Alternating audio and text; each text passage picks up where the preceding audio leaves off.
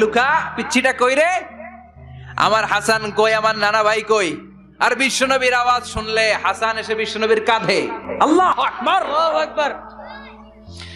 বিশ্বনবী বলতেন, ফাতেমা আমার কলিজার টুকরা, যে ফাতেমারে কষ্ট দেয় সে আমারে কষ্ট দেয়, ফাতেমারে আনন্দ দেয় মানে আমি বিশ্বনবীরে আনন্দ দেয়।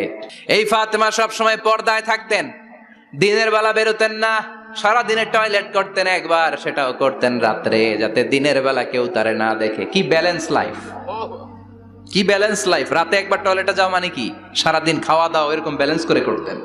কেউ দেখতে পারে নাই ওনারে, কেমন ছিল কেউই জানতো না।